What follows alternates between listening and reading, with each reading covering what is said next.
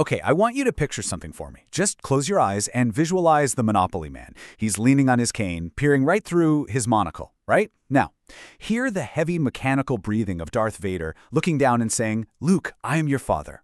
These are super deeply ingrained pop culture memories for basically all of us, but, well, what if I told you the Monopoly Man never actually had a monocle? Like, ever? And what if I told you Darth Vader actually said, "No, I am your father"? That sudden, earth-shattering, kind of eerie feeling you're experiencing right now? Yeah, that is not a mistake. It's a glitch. Welcome to This Explainer. Today, we're stepping into the shadows of human cognition. We're going to explore one of the most mysterious and, honestly, deeply unsettling phenomena of our reality. A place where the facts you would absolutely swear your life on turn out to be complete fabrications. We're unpacking the architecture of false memory and discovering why your mind might just be the greatest fiction writer of all time. Oh, and hey, if you're as fascinated by the hidden secrets of the brain as we are, and you love diving deep into the psychology of why we do what we do, make sure to hit that like button, subscribe, and share this explainer. We're about to literally tear down the fabric of what you think you know, so buckle up. Section 1. A glitch in reality. Uncovering the phenomenon. So let's start with that uncanny, deeply uncomfortable realization that your reality is just fundamentally wrong. The phenomenon we just experienced together is called the Mandela Effect, and the term was actually coined back in 2009 by a paranormal researcher named Fiona Broome. You see, she was absolutely shocked to discover that she, along with literally thousands of other people online, shared a vivid, super detailed memory of the South African civil rights leader Nelson Mandela dying in a prison in the 1980s. The problem? That never happened. He was actually released in 1990, became president of South Africa, and lived all the way until 2013. Scientists describe this as an empirically observable internet phenomenon where massive groups of people adamantly believe an incident occurred that absolutely did not. And this Star Wars example brilliantly illustrates the sheer scale of the illusion. I mean, think about Episode 5, The Empire Strikes Back. The reality is the quote, "No, I am your father." But the collective false memory that everyone shares is, "Luke, I am your father." Millions of people quote it wrong. Millions of people share a crystal clear memory of hearing James Earl Jones say the word Luke, but it simply does not exist in the film. No way. And honestly, it gets even weirder. There are vast groups of people who adamantly claim there was a 1990s movie called Shazam, starring the comedian Sinbad as a genie. In reality, the movie was called Kazam, and it starred Shaquille O'Neal. People are just completely conflating it with other Sinbad movies of that era. Or think about the beloved children's books. A whole generation grew up reading what they totally thought were the Berenstain Bears, only to discover it has literally always been spelled Berenstain Bears. AIN.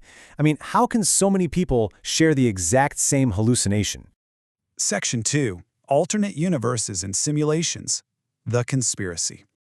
So, when faced with memories that completely contradict reality, human beings tend to look for massive, reality-bending explanations. Some believe the Mandela Effect is actual evidence of quantum mechanics at work.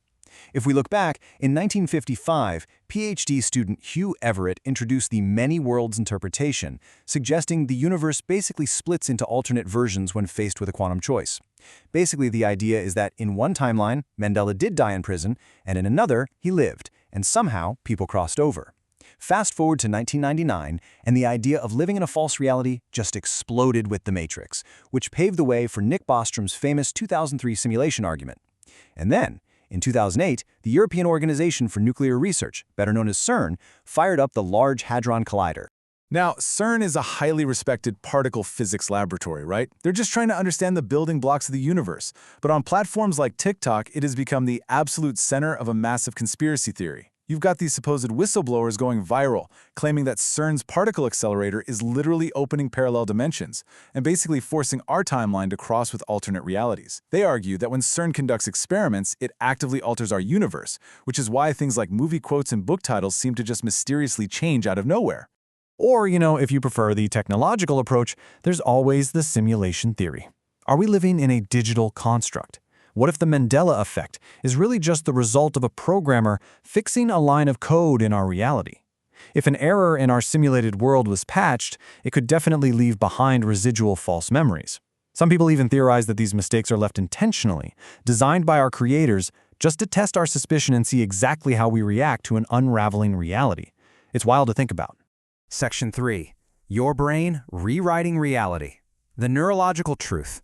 But as incredibly fun as it is to blame time-traveling physicists and alien programmers for our bad memories, the truth is actually far more fascinating and, frankly, kind of terrifying. We really don't need a multiverse to explain this glitch. We just need to look inside our own heads. The biological hardware in our skulls is not a video camera that perfectly records every detail flawlessly. No, the brain is a flexible prediction machine. The key players here are the hippocampus, which creates new memories, the prefrontal cortex, which fetches them, and the amygdala, which adds all that heavy emotional weight. But here is the massive secret. These regions do not prioritize perfect accuracy. They prioritize usefulness. They allow us to adapt, problem solve, and make quick decisions based on patterns, rather than forcing us to store some perfect, unchangeable database of every single moment of our lives. So the absolutely crucial point here is the concept of reconsolidation. Let me explain. Every single time you retrieve a memory, you aren't just opening up a static file and reading it. Your brain physically rebuilds that memory from scratch. And during that rapid reconstruction, any missing details are just sort of filled in using logic, your expectations, and new information you've picked up since then. You are quite literally modifying and rewriting the file every single time you remember it. Neuroscientist Caitlin Ahmad actually has a brilliant insight on this. MRI research shows us that our memories are stored physically close to other similar memories in the brain, because, as the saying goes, neurons that fire together wire together. This means a memory can really easily pull in details from its biological neighbors. For example, if you learn about Alexander Hamilton as a founding father, right around the same time you learn about other founding fathers who actually were presidents, your brain might erroneously fire those neural pathways together later on. The result? You firmly, genuinely believe Hamilton was a US president.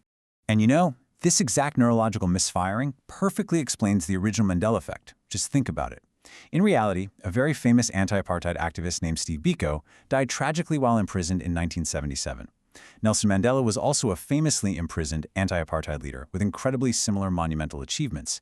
Over time, for so many people who were just casually watching the news back then, those nearby neurons fired together and wired together.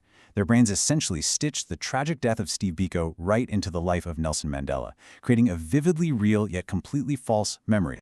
Section 4. The misinformation effect. How suggestion alters truth.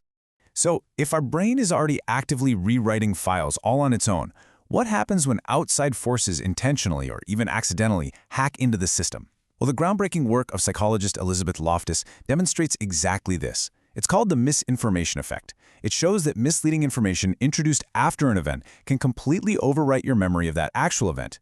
We all have a built-in tendency toward suggestibility. Loftus showed that simply changing a single word in a question about a car crash, like say using the aggressive word smashed instead of just bumped, can cause someone to suddenly remember seeing shattered glass that was literally never there. The suggestion itself completely corrupts the original file. And today we have the ultimate suggestibility machine, the internet. When you go on platforms like Reddit or TikTok and see thousands of people confidently declaring that a certain Pokemon character's tail had a black tip or that a famous movie quote was spoken a certain way, it acts as this massive, overwhelming social reinforcement. This collective agreement actually weakens the fidelity of your own existing memory. Communities fervently form around completely wrong information, turning minor cognitive filing errors into massive viral reality glitches. Section 5. The Real-World Consequences. Beyond pop culture. Now, up to this point, mixing up an old movie or the spelling of a children's book title is just harmless fun, right? But what happens when the stakes are literally life and death? This phenomenon isn't just about pop culture trivia. It's about the very core of who we are and what we believe. In a profoundly unsettling study out of the University of Gothenburg, researchers quite literally implanted fabricated memories into their subjects.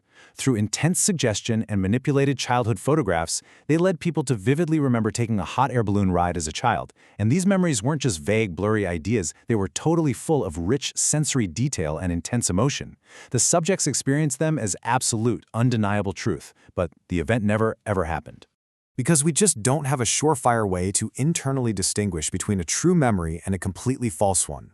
The real-world consequences can be genuinely devastating. Think about criminal investigations. An eyewitness can sit on a stand and confidently identify an innocent person as a perpetrator, simply because their brain reconstructed a face incorrectly based on a subtle suggestion from a detective. This exact glitch has led to tragic, life-ruining wrongful convictions.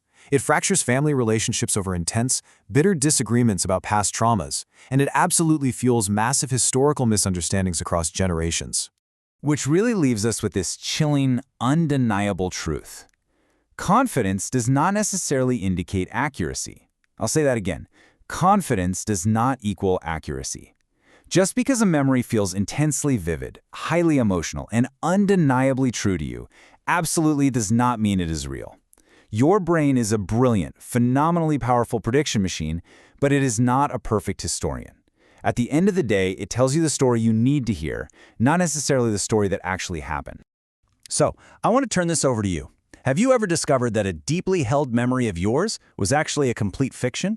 Like, what specific Mandela effect has entirely shattered your reality? Let me know in the comments down below. I'd love to read them. And hey, if you enjoyed uncovering the dark, hidden mechanics of your own mind today, please don't forget to like, subscribe, and share this explainer.